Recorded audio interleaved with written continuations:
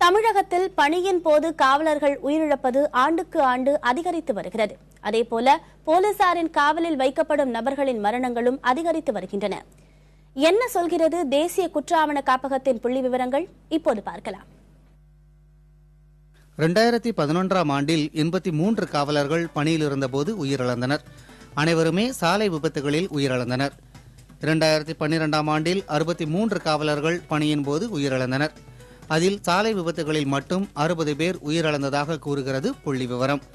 குற்றவாளிகளுக்கும் போலீசாருக்கும் இடையே நடந்த மோதலில் 2 காவலர்களும், கலவரத்தை கட்டுப்படுத்தும் பணியின் போது 2 காவலர்களும் உயிரிழந்தனர்.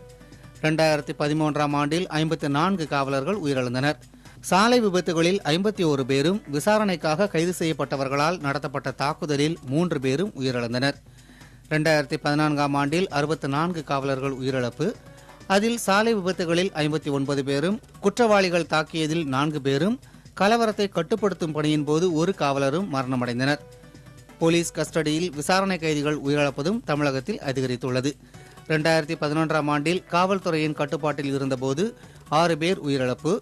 அதில் மருத்துவமனையில் 5 பேரும், தற்கொலை செய்து கொண்டதால் ஒருவரும் உயிரிழந்தனர். 2012ஆம் ஆண்டில் போலீசாரின் விசாரணையின் போது 7 பேர் உயிரிழப்பு. அதில் மருத்துவமனையில் ஒருவர் மரணம், தற்கொலை செய்து கொண்டதில் 3 பேரும், காவலில் இருந்து தப்பும்போது நடந்த விபத்தில் 2 பேரும், பிற குற்றவாளிகள் தாக்கியதால் ஒருவரும் மரணமடைந்தனர். 2013ஆம் ஆண்டில் 15 பேர் காவல்துறையினர் விசாரணையின் போது உயிரிழந்தனர்.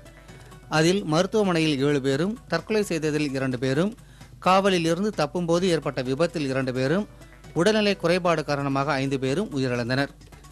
2014ஆம் ஆண்டில் 7 பேர் உயிரிழப்பு.